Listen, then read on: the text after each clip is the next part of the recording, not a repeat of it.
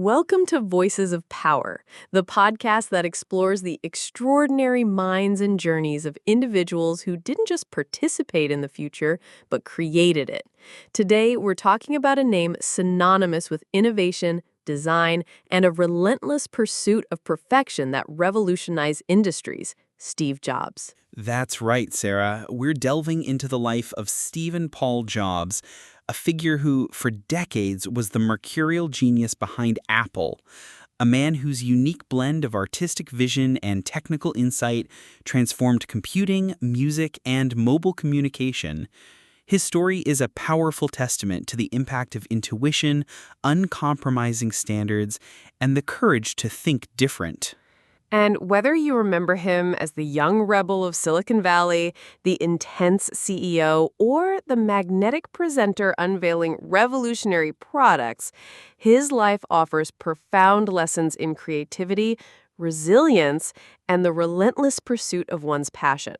We're going to trace his path from a curious counterculture youth to the world's most influential technology icon, and then to his triumphant return and final legacy.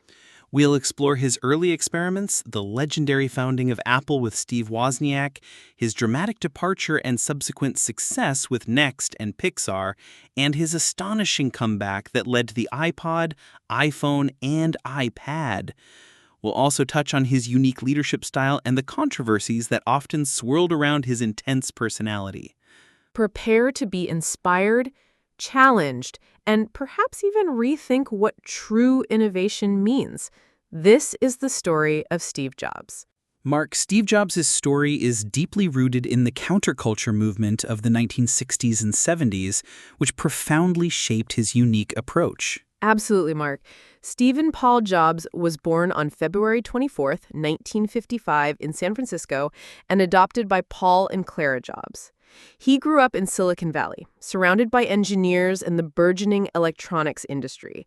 From an early age, he was known for his intelligence, intense curiosity, and rebellious nature. He attended Reed College in Oregon, a liberal arts school, but dropped out after only one semester.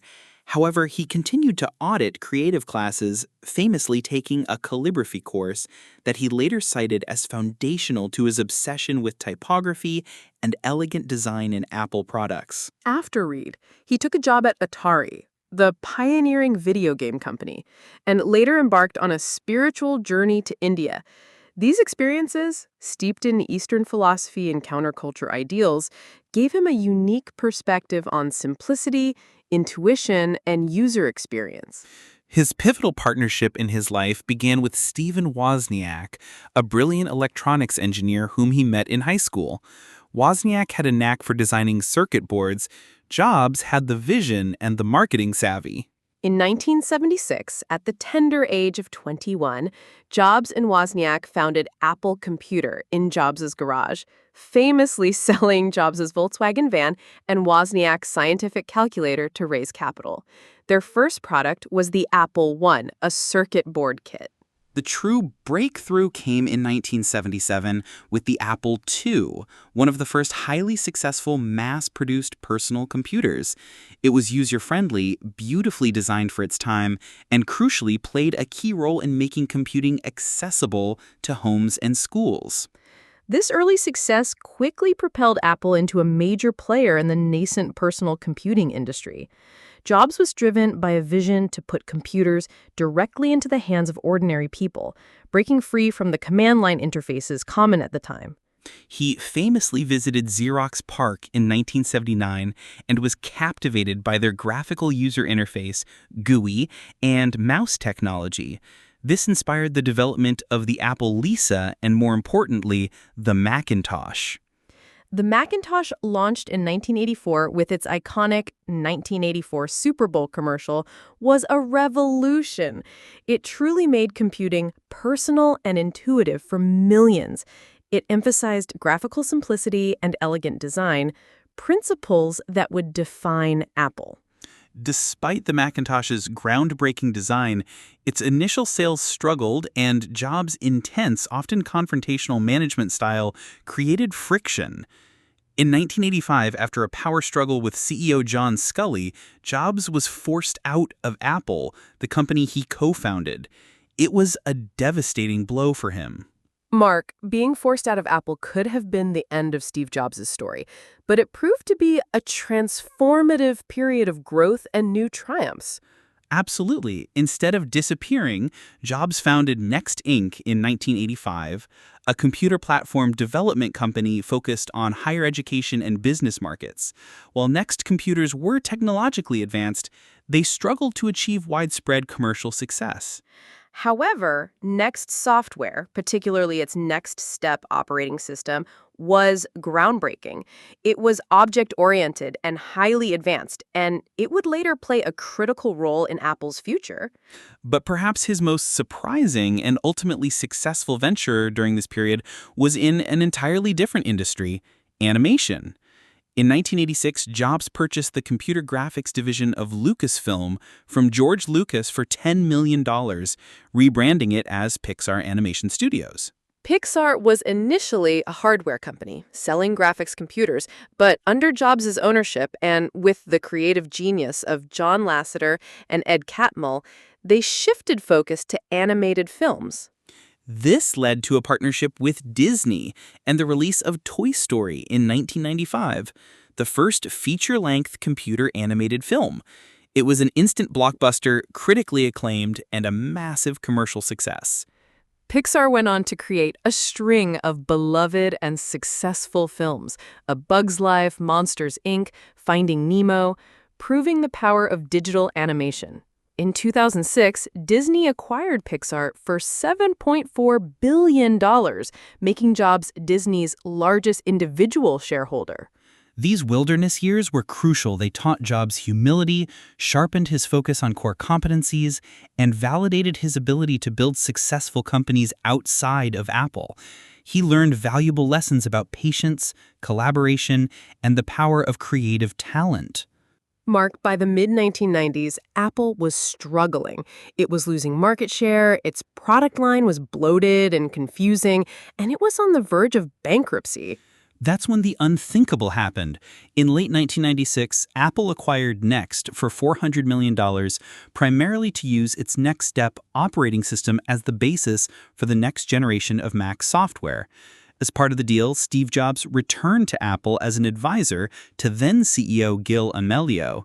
By 1997, Amelio was out, and Jobs was named interim CEO. He immediately began a brutal but necessary overhaul, streamlining the product line, cutting unprofitable ventures, and refocusing the company on innovation. He famously secured a crucial investment from rival Microsoft to stabilize Apple's finances. His return marked the beginning of one of the greatest corporate turnarounds in history. He launched the Think Different advertising campaign, celebrating creative rebels and signaling Apple's renewed commitment to innovation and distinctiveness. His first major product of this new era was the iMac, launched in 1998. It was an all-in-one computer with a translucent, colorful casing, a radical departure from the beige boxes of the time. It was a massive hit, signaling Apple's return to form. But the true revolution came in the 2000s as Jobs turned his attention beyond computers. In 2001, he introduced the iPod, a sleek, minimalist device that put 1,000 songs in your pocket. Combined with iTunes, it revolutionized the music industry. Then in 2007, he unveiled the iPhone. It wasn't just a phone, it was a revolutionary internet communication device and a breakthrough portable media player. It combined elegant design with intuitive touch controls, completely reinventing the smartphone and shaping the mobile world we live in. And in 2010, he introduced the iPad, which created the tablet computing category. Jobs' ability to foresee and then meticulously execute product categories that people didn't even know they needed was uncanny.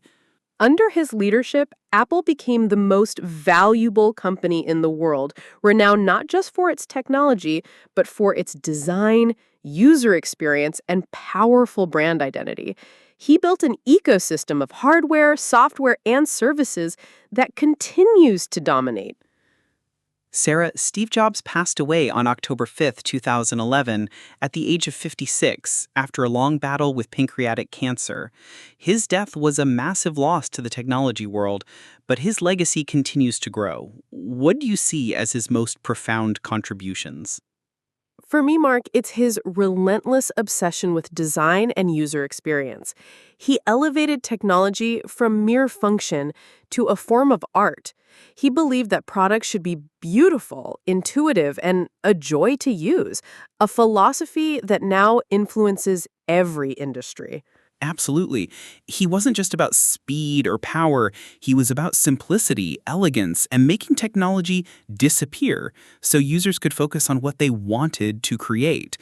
His focus on the integration of hardware and software was also key to Apple's success, creating seamless experiences that competitors struggled to match. He was a master storyteller and presenter. His product keynotes were legendary.